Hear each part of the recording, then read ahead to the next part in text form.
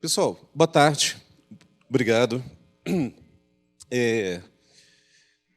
Na ausência de alguém ali que está para colocar a apresentação, eu não sei, está no computador ali, já colocou, mas não tem. Pessoal, hoje eu venho falar, então, como presidente da ISACA, falar um pouco sobre a implantação.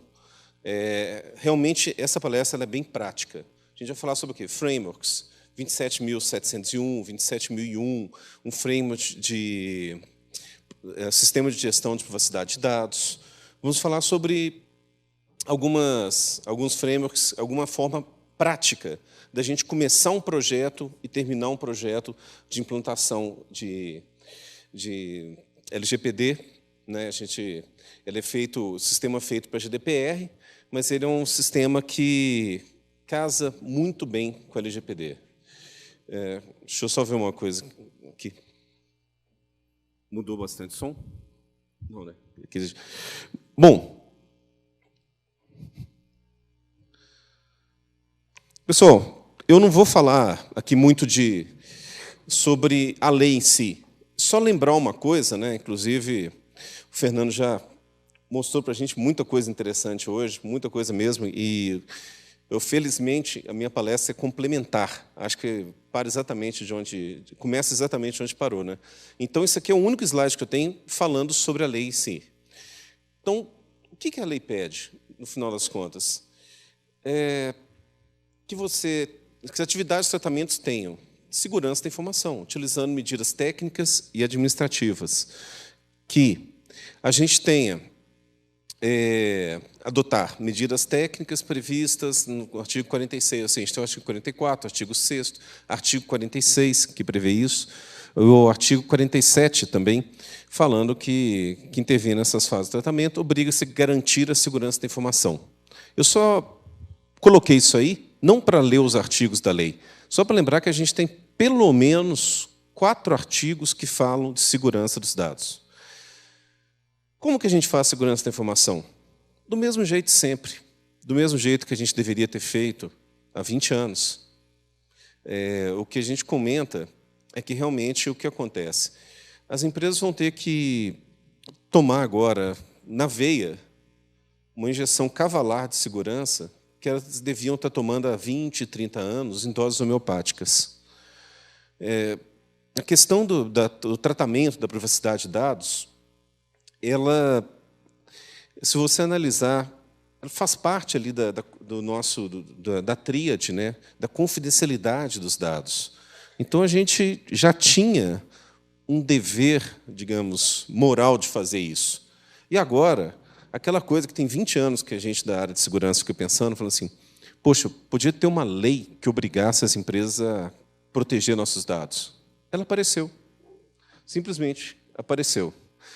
Isso aqui no começo do ano passado, antes da GDPR entrar em vigor, uma aluna perguntou, mas quer dizer que se eu tiver um backup, se eu tiver qualquer coisa, eu vou ficar eternamente responsável por aquele dado ali, uma ficha, um arquivo, né, como o Fernando lembrou, né, um arquivo que tem lá um monte desde 1970, um monte de fichas que as pessoas preencheram? Sim. O fato é, você é eternamente responsável por todos os dados que coletas, enquanto forem seus. Então, se você quiser tirar essa responsabilidade, você vai ter que destruir da forma apropriada também, como a segurança da informação já prevê. Então, você vai ter que destruir esse dado da forma correta. Mas, lembrando aqui, a gente tem 2 pontos. A gente tem a segurança da informação. Quem que vai fornecer a segurança da informação? Todos os players que a gente tem no mercado, nacional, internacional, né, as mesmas empresas que estão ali embaixo conversando com você, essas empresas vão te dar segurança da informação. Isso é uma parte do processo. Isso, por mais que possa ser novidade, para os diretores, assim, a segurança ganhou hoje uma proporção que nós estamos falando com o C-Level. Hoje, a segurança da informação entrou no quadro de risco de todas as organizações muito forte. Ela já estava no quadro de risco dos bancos. Eu lembro um exemplo do Banco Real, que a equipe tinha uma reunião com a Luiz de Faria, o dono do banco. Eles tinham 15 minutos, eu acho, a cada 2 meses, com ele e com todo o conselho, para apresentar os riscos de segurança da informação. Por quê? Governança corporativa. O conselho tinha que saber quais os riscos. E o risco de segurança da informação para um banco ele é muito alto. Agora, isso, ou seja, era tão alto a ponto que um banqueiro de 80 anos ficava ouvindo a equipe de segurança da informação falar os riscos. Então, o banco levava a sério isso. E o que acontece? Agora, todas as empresas vão ter que agir dessa forma. Porque agora, isso é um risco para o negócio de todas as empresas, não só para um banco ou para outras empresas de cartão de crédito, por exemplo, que é muito o mercado que eu atuava. Então, essas empresas sempre tiveram noção do risco. Mas riscos o quê? Dos dados bancários, ali das contas, invasão dos dados de cartão de crédito que causavam prejuízo financeiro. Agora você tem os dados pessoais. Isso agora entrou na mira. Então, a gente trata a segurança da informação, como sempre trataria, e privacidade. Isso é novo. Como que a gente trata privacidade? O que eu tenho de ferramentas para tratar os requisitos de privacidade? As coisas não são completamente diferentes, elas estão muito interligadas, mas as soluções ali são diferentes. Nós temos aqui, só para enumerar, uma solução. Essa solução aqui de Privacy Engineer, que é um framework, como qualquer outro, estou mostrando todo focado para a privacidade. A gente tem uma solução da própria OECD, o CDE, o SD, que trata exatamente desse mesmo assunto. Voltou.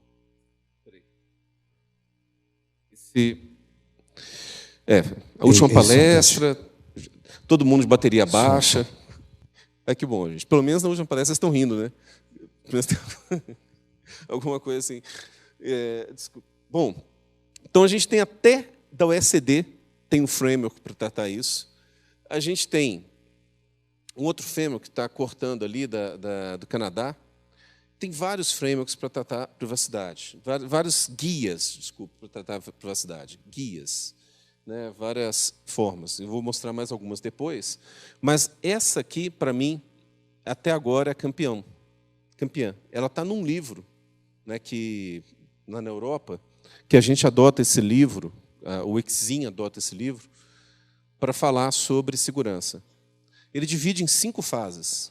Primeira coisa, preparação. Eu tenho que preparar a empresa. Organização. Eu tenho que organizar os cargos, trazer apoio, tenho que fazer com que a empresa me apoie no projeto. Implementação. Efetivamente, a parte mais importante. A parte de você chegar a escrever as políticas, implantar os controles, colocar as ferramentas, você fazer. Num PDCA, isso seria o do, seria o D, de fazer a coisa. Governança. Você comunicar com a autoridade, comunicar com os titulares, comunicar com os stakeholders, com o conselho, comunicar com o presidente. Então, a parte de governança do seu projeto. E avaliação, que é a parte onde você analisa como está o andamento do seu projeto, como está a implantação daquilo e qual foi os feedbacks, o que você precisa melhorar no projeto. Apesar disso estar numa linha reta, isso poderia estar desenhado como um ciclo PDCA, um ciclo de Deming, que seria isso aí. Bom, só para falar rapidamente o que são essas fases, a primeira fase que eu chamo de quebra-cabeça. Essa primeira fase é o quê? Preparação. Como que eu preparo a empresa? Eu analiso como que a empresa vê a privacidade, o que os funcionários, como que a autogestão enxerga a privacidade. Eu coleto as leis de privacidade às quais eu estou submetido. Se eu ofereço serviço na Europa, tem a GDPR. Se eu ofereço serviço na Califórnia, tem a CCPA. Se eu ofereço serviço no Brasil, tem a LGPD. E eu posso estar tendo que responder às 3 ao mesmo tempo.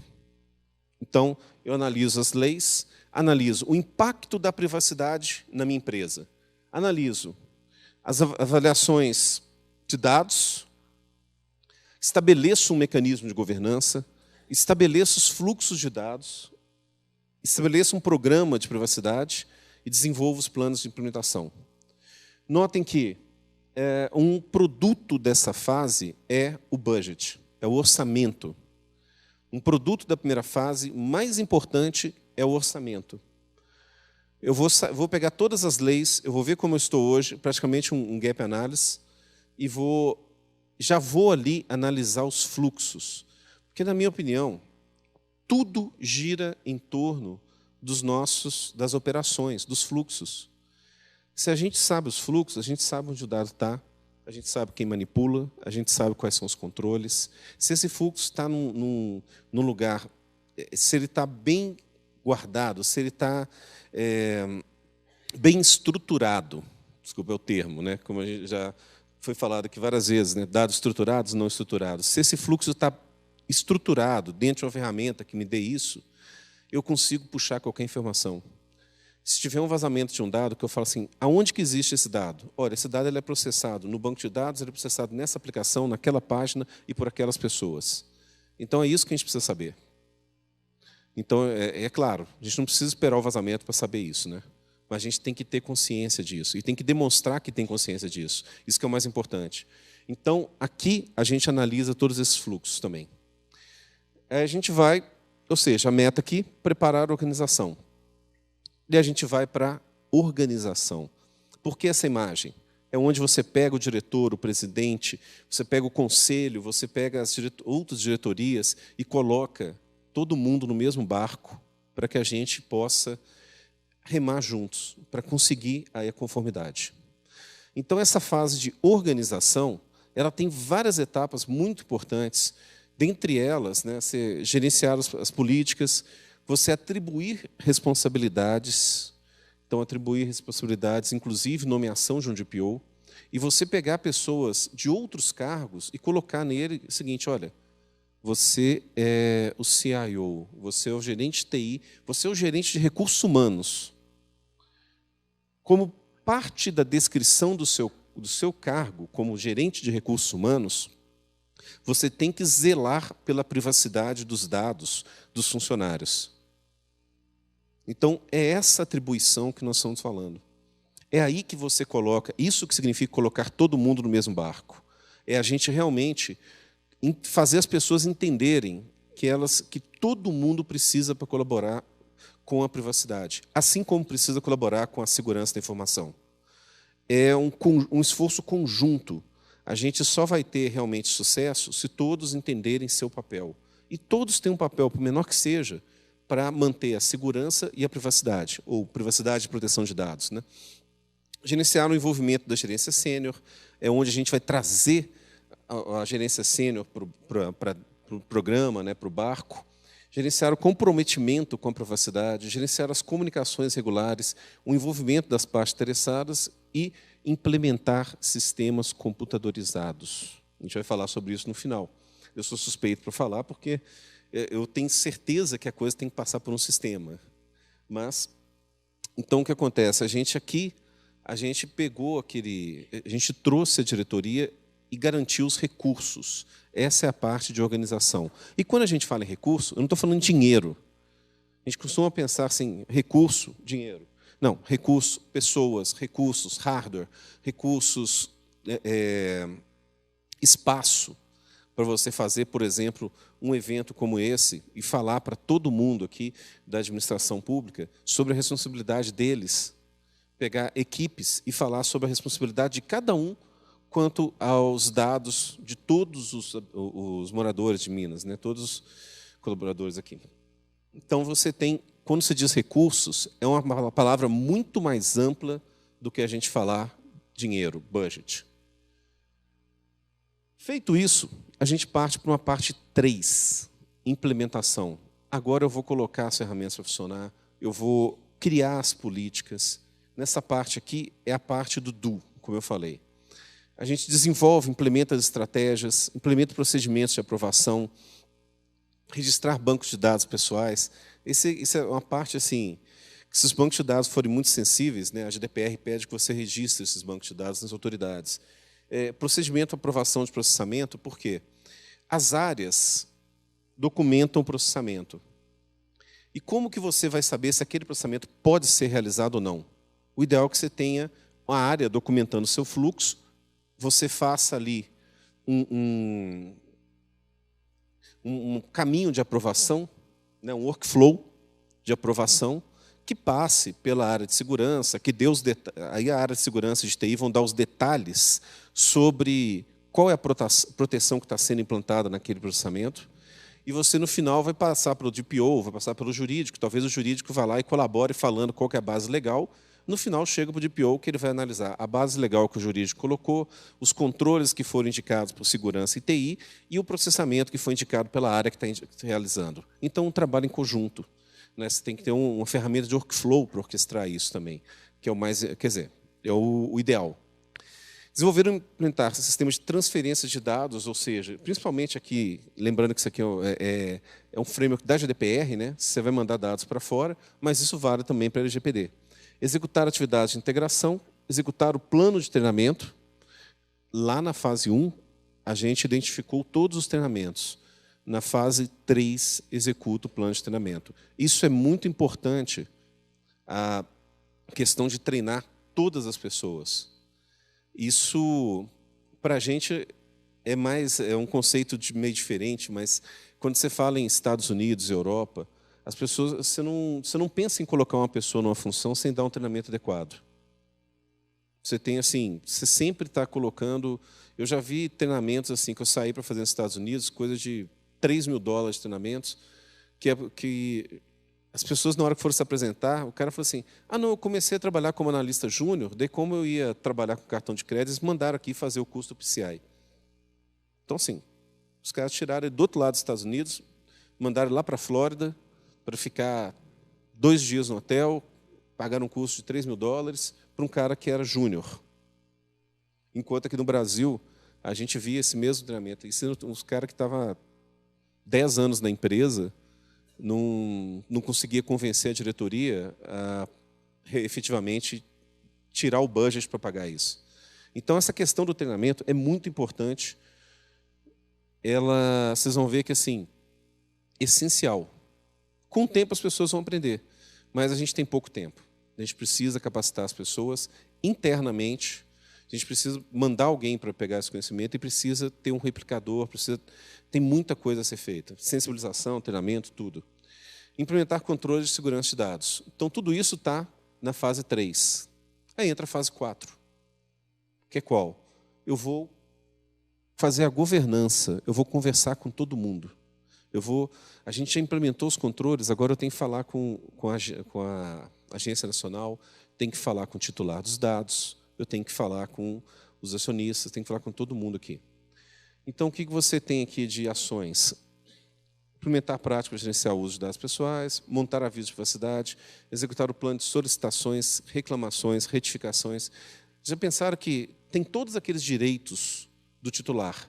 Onde que eles vão solicitar aquilo? Como que você vai fazer para atender as solicitações? Qual é o fluxo que você tem para isso? Certo? Executar avaliação de risco, emitir relatórios, manter documentação, estabelecer e manter um plano de resposta e violação de dados. Teve uma aluna que falou comigo uns 10 anos atrás, uma coisa, ela falou assim, mas na hora que dá um problema, é a mesma coisa que você estourar uma bexiga em galinheiro. Porque todo mundo fala bexiga porque ela é de São Paulo, né? Eu falo assim, na hora que... Qual que é o plano de resposta a incidente? Sair correndo, gritando, né? É o que acontece. E eu já vi, assim, quem é de TI já viu isso acontecer muitas vezes, né? Assim, na hora que realmente para tudo, caiu o servidor, caiu a rede, caiu não sei o quê, queimou alguma coisa, aqueceu o cofre. Então, o que a lei pede? Você tem que ter um plano de resposta estruturado antes. Isso faz parte da governança, faz parte da comunicação da empresa com a agência, com os titulares e com os acionistas da empresa. Isso é importantíssimo dentro de uma lei de proteção de dados, você ter um plano de resposta à violação. Por último, deste framework, né, a parte de avaliação, que é o quê? Realizar auditoria interna, contratar uma parte externa, realizar avaliações, executar um DPIA, né, uma análise de impacto, resolver os riscos, gerar os relatórios e monitorar constantemente leis e regulamentos. Vocês viram o quanto que essa nossa lei já mudou antes de entrar em vigor, né? Já teve a mão do Congresso, depois do Temer, agora do Bolsonaro, e volta para o Congresso. Então, e futuramente pode mudar também. Então, a gente tem que sempre estar monitorando isso. Essas 5 partes formam um sistema de gestão de privacidade de dados. Essas 5 etapas formam. Elas te falam o que você vai fazer? Falam. Detalham? Não. Aí você tem outros frameworks. Aqui, por exemplo, a gente pode pegar a família ISO 27000. Não, a família ISO 27000 é de segurança da informação. Sim. Mais da metade do trabalho é segurança da informação. Mais da metade do trabalho é você proteger os dados. Você tem que... Então, você tem uma família, você não tem uma norma, você tem uma família inteira. Você tem a 27002, que para mim é a mãe de todas, né? A 27001, que audita a 27002, e tem várias. Diretrizes de implantação, métricas, gestão de riscos, governança, preparação para continuidade, segurança cibernética, preservação de evidência. Você tem uma família inteira de normas, inclusive a 27701, que é a gestão de privacidade. Só por olhar a 27002, ela tem todas essas seções. Tudo isso. Segurança, recursos humanos, criptografia, coisas diversas, né? Recursos humanos, criptografia, comunicações, né? A parte de relacionamento com fornecedores, ou seja, ela prevê tudo para que você tenha um sistema de gestão de segurança da informação. Mas ela é uma norma de gestão de segurança da informação. Ela não é uma norma de gestão da privacidade. Então vamos fazer uma norma para a gestão da privacidade e segurança da informação? A segurança está muito ligada à privacidade. O que foi feito? A ISO 27701. A ISO 27701, a gente teve o prazer de participar da tradução dela aqui no Brasil. Ela complementa a 27001. Complementa colocando novos controles, adicionando novas coisas. Por exemplo, ela adiciona requisitos sem a necessidade de desenvolver um novo sistema de gestão. Se eu tenho um sistema de gestão de segurança, eu adiciono requisitos de forma que esse sistema atenderá também à privacidade. Então, eu tenho aqui, estabelece o sistema como extensão da 27001 e 2, depende das normas, porque, afinal de contas, quem está estabelecendo o sistema é a 27001, e amplia a 27001, levando em consideração a privacidade. Então, o que eu tenho, por exemplo? Onde encontramos segurança da informação, devemos considerar segurança da informação e privacidade. Então, é como se você estivesse editando a norma. Falando assim, toda vez que a norma falar para manter a segurança da informação, leia, para manter a segurança da informação e privacidade. Você vai fazer isso na sua política de segurança. Por exemplo, transferência de mídias físicas. Ele fala o quê? As diretrizes implementadas e outras informações estabelecidas na 27002 e as seguintes diretrizes adicionais se aplicam. Aí vem um monte de diretrizes, aí você coloca as novas da 27701. Convém que a organização submeta a mídia física contendo dados pessoais a um procedimento de autorização antes de deixar instalações e que assegure que o dado pessoal não seja acessível a qualquer outra pessoa que não um pessoal autorizado. Então, ela adicionou isso aqui na 27002. A 27701 ela é uma extensão da 27002. Então, você já tem o seu sistema de gestão de segurança, você vai pegar você vai adicionar alguns requisitos. Ou, nesse caso aqui, você tem diretrizes novas. Né? Por exemplo, condições para coleta e tratamento. Objetivo, determinar e documentar que o tratamento é lícito, com bases legais, conforme jurisdições aplicáveis e com propósitos legítimos. Aí vem aqui o controle em si. Convém que seja identificado pelos dados pessoais e diretrizes de implantação. Convém que a organização assegure os titulares entendam o propósito para os quais os dados pessoais são coletados. Entenderam? Isso não faz parte da segurança da informação pura e simplesmente. Isso faz parte da privacidade. Aquele slide que tinha lá, segurança, privacidade. São próximos? São complementares? São. Mas não são exatamente a mesma coisa. Então, a 27701 complementa a 27002. Complementa com novos controles para que você trate também a privacidade. Então, isso é uma outra forma de você abordar a solução aí do seu problema. Bom,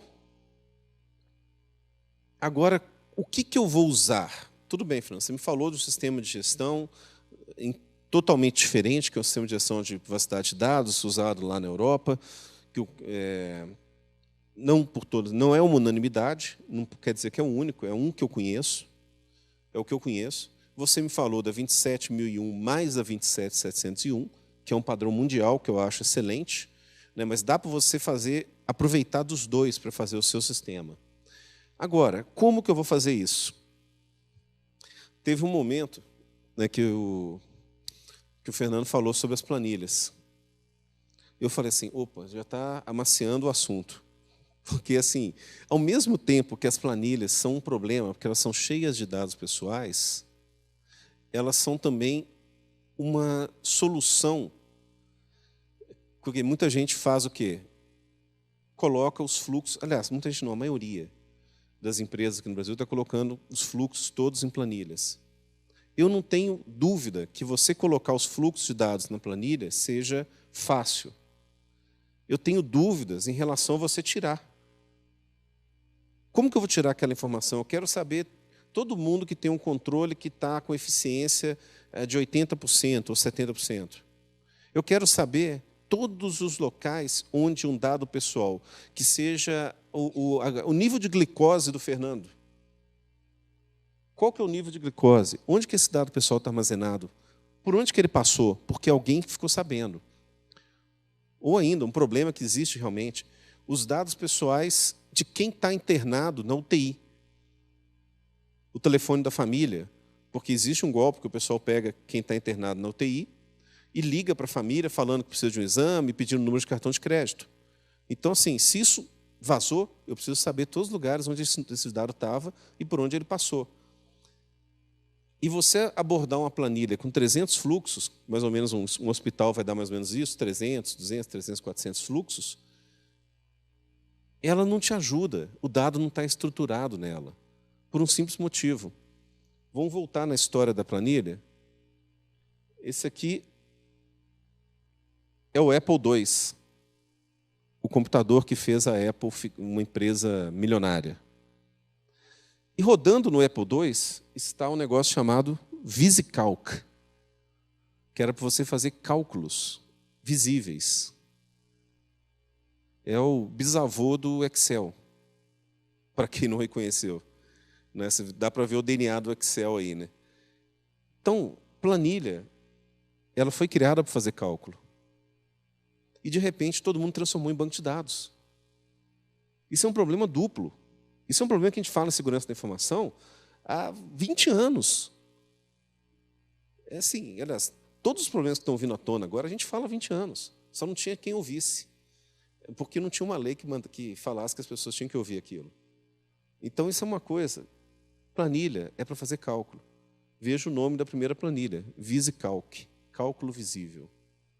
Ela foi feita para fazer cálculo, não para ser banco de dados.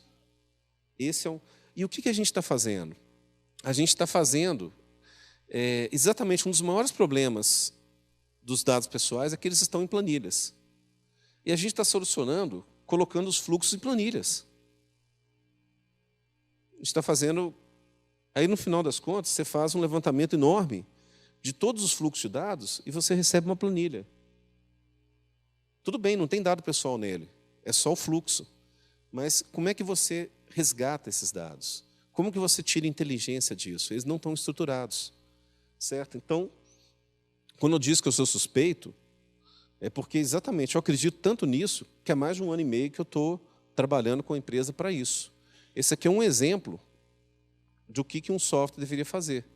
Ele coloca o fluxo, coloca quais controles tem, quais controles não tem. Por exemplo, aquela página tinha que ter HTTPS, você fala assim, está faltando HTTPS. Fala quais são os dados, quais são sensíveis, quais não são, quais são os controles aqui. Isso aqui é um exemplo de uma ferramenta. Uma ferramenta. Que vai te ajudar a fazer isso. Mas na hora que você quiser saber o seguinte, quem sabe a glicose do Fernando, você vai ter um relatório no qual você vai pedir o seguinte, eu quero saber todos os grupos de dados onde tem o dado glicose. Aí, sabendo esses grupos de dados, eu quero saber todos os fluxos iguais a esse que usam grupos de dados que têm o dado glicose. Aí eu vou entender por onde que esse dado entra, que é o ponto de acesso dele, que seria ali uma página, né, um portal, por onde que ele passa e onde que ele fica armazenado. Aí eu tenho uma visão completa disso. Entendeu? Por que a gente estrutura dados desde a década de 50, 60? Para poder pesquisar, para poder fazer pesquisa. Por isso existe banco de dados, por isso existem ferramentas para colocar os dados de forma estruturada nos bancos de dados. E tem outras ferramentas também. Vocês vão precisar, todo mundo vai precisar o quê? A falar, conversar, fazer a parte de governança. Você vai ter que falar quais são os cookies, quantos consentimentos você tem, gravar os consentimentos, provar que houve consentimento. Tudo isso tem que ser feito. E para tudo isso tem uma nova linha de ferramentas, que são chamadas Privacy Techs. Tem fintech, health tech, tem tudo. Então tem as Privacy Techs, que são as empresas que, inclusive, estão tendo investimentos milionários. Só no mês passado, no mês atrasado, 2 empresas ganharam um investimento, assim, um aporte da ordem de $200 milhões. Exatamente por quê? Para atender essa demanda. Certo? É exatamente isso que a gente vai precisar. Ferramentas, além das ferramentas de segurança, ferramentas para atender essas demandas. O que mais? Conhecimento. A gente precisa preparação, conhecimento. Então, o que nós temos na Isaca? A Isaca tem centenas de documentos que falam, de artigos, de coisas que falam sobre GDPR. Esse aqui, por exemplo, é um que todo associado pode baixar, não sei se está aberto para o público. Esse aqui faz parte de um outro. Ele te dá aqui os passos, né, para conformidade. Esse aqui é como usar o COBIT para GDPR. Certo? Um documento que fala como usar o COBIT 5 para poder analisar a GDPR.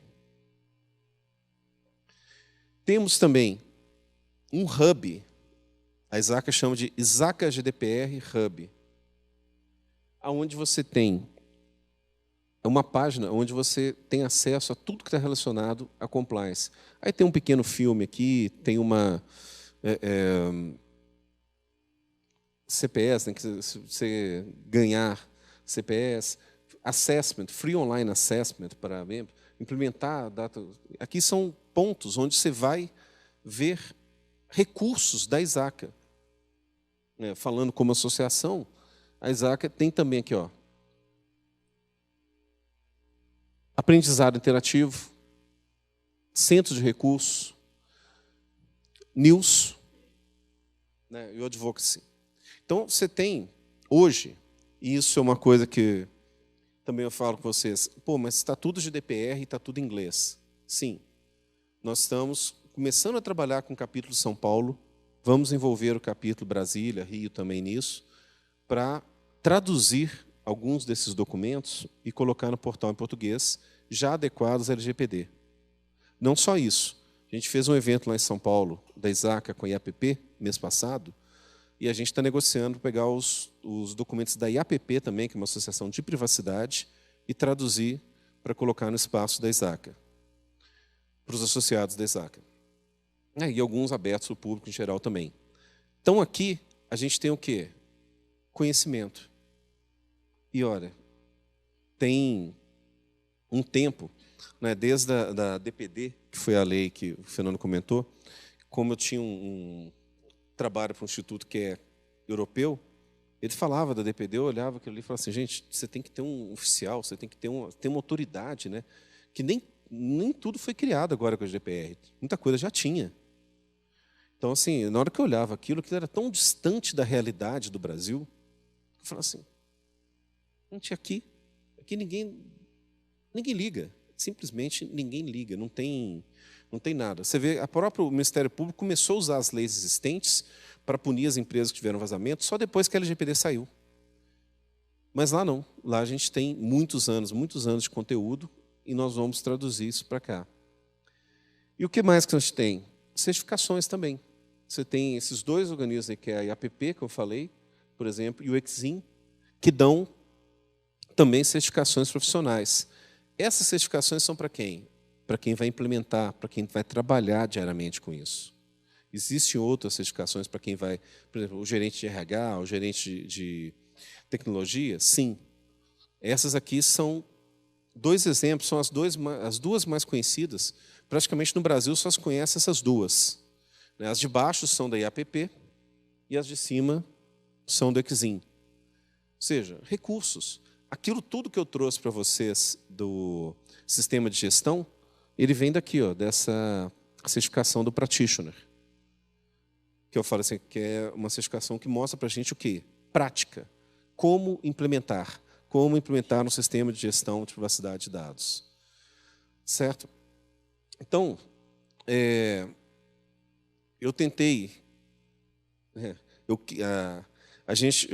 tentei colocar as coisas o mais rapidamente possível, a abordagem assim, que realmente não tinha todo o tempo do mundo para poder abordar isso,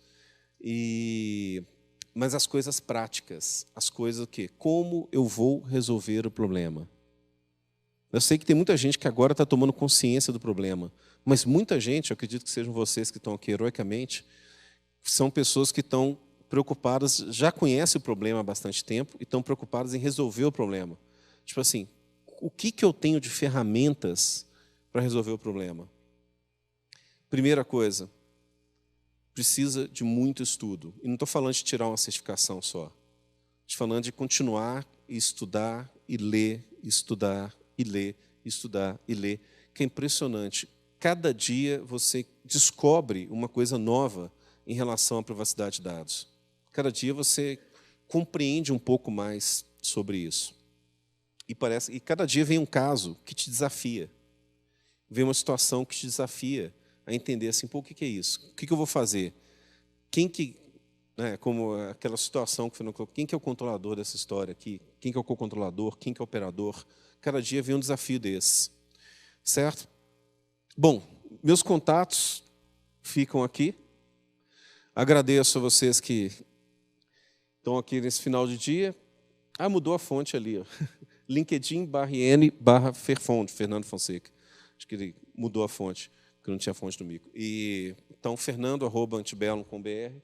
Se quiser, fico à disposição, principalmente no LinkedIn, para mandar alguma mensagem, alguma coisa. À medida do possível, vou sempre respondendo, sempre tentando dar uma resposta para vocês aí, dar uma ajuda.